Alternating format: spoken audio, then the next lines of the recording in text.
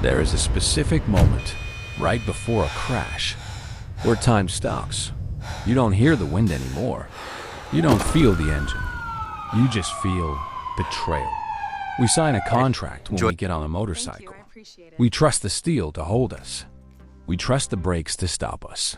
We trust the engineers to keep us alive. But history is full of broken contracts.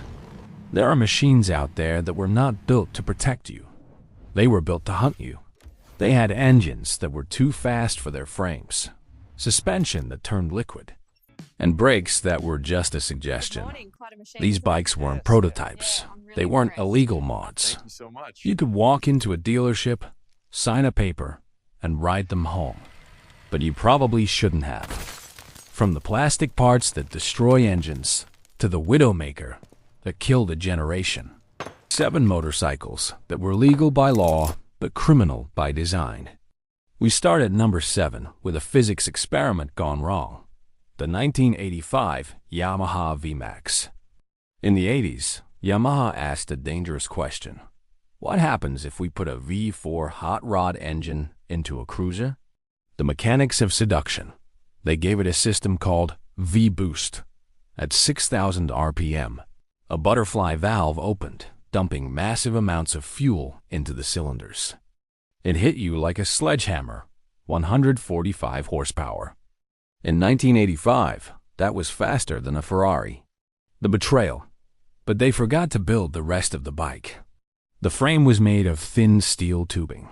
The forks were skinny. The brakes were from a much smaller bike. The VMAX could hit 150 miles per hour in a straight line. But if you tried to turn or stop, the physics fell apart. The frame would flex so hard the bike would wobble in the corners. It was a muscle car with bicycle brakes. It was perfectly legal. But riding one was like trying to steer a cannonball after you've already fired it. Number 6 isn't just about speed. It's about loss of control. The Kawasaki H1 500 Mach 3. Before the H2, there was the H1.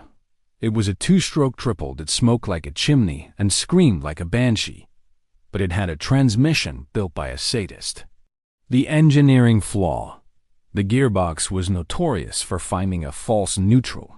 Imagine you are entering a corner at 80 miles per hour. You stomp down on the shifter to get third gear. You need engine braking to slow down. Instead of third gear, you find nothing. The transmission slips between gears. Suddenly, you are freewheeling. You have 0 engine braking. The bike surges forward. You grab the front brake, but on the H1, the brakes were useless drums that faded after one hard stop. Riders would fly off cliffs, convinced they had made a mistake. But the mistake was deep inside the gearbox, hiding in the steel tolerances.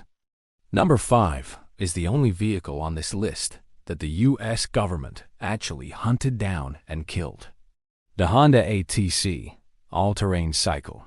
It looks fun. 3 big balloon tires. A 2-stroke engine. It was the king of the sand dunes. But it violated the triangle of stability.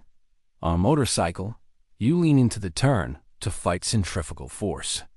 On a rigid trike, you can't lean the bike.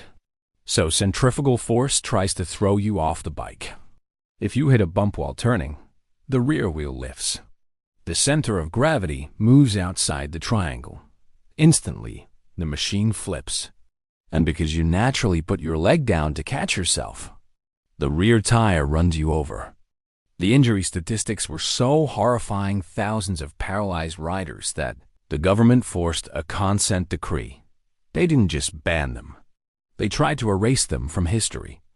At number 4, we have a betrayal of trust. Harley-Davidson sells an image of iron. Built to last, American steel. But from 1999 to 2006, the twin-cam 88 engine had a secret made of cheap plastic.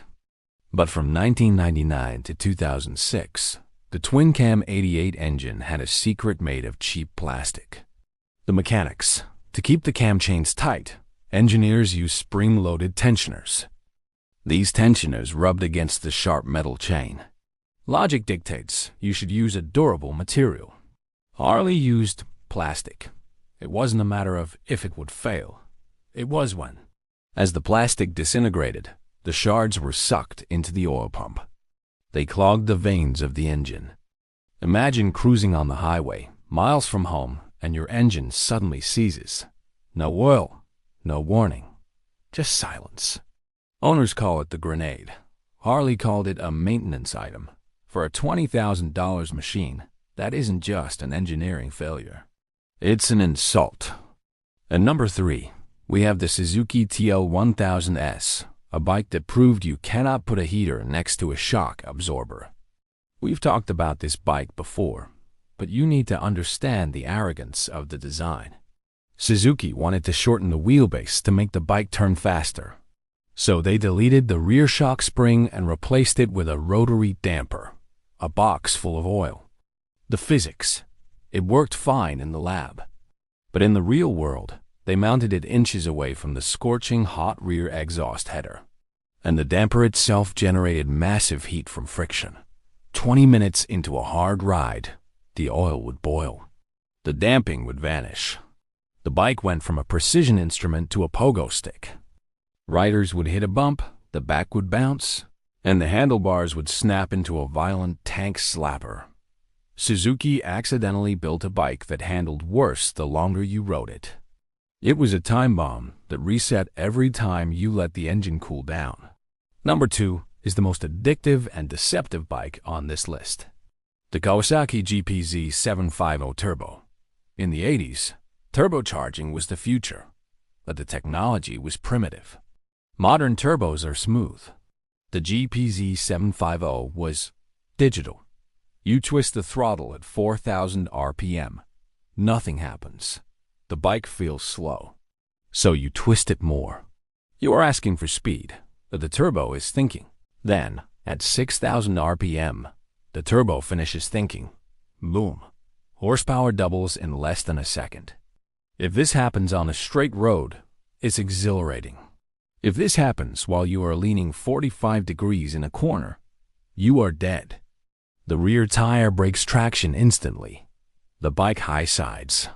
You are flying through the air before you even realize the turbo spooled up. It was legal. You could buy it at 18 years old. But it required the reflexes of a fighter pilot to survive the lag. And finally, number 1, the bike that earned the darkest nickname in automotive history, the Widowmaker, the 1972 Kawasaki H2 750. Why is this bike the king of this list? Because it was the perfect storm of 3 fatal flaws. 1. The engine, a 2-stroke 750cc triple that delivered power like a light switch. 2. The weight. It was incredibly light, meaning the front wheel wanted to lift off the ground at any speed. 3. The frame. And this was the killer. The frame was made of mild steel. It was too thin. When you applied that violent power, the chassis physically twisted. When it snapped back, it created a death wobble. The handlebars would oscillate. The front wheel would fight the rear wheel. And unlike modern bikes, there was no computer to save you. There was no steering damper to calm it down. There was just you, the wobble, and the asphalt. It killed inexperienced riders. It killed experienced riders. It was cheap, it was fast, and it was fragile. It was everything a motorcycle shouldn't be.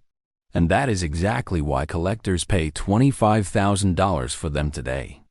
These 7 motorcycles are legends. Not because they were good, but because they were honest. They didn't hide their danger behind microchips and sensors. They demanded respect. And if you didn't give it to them, they made you pay.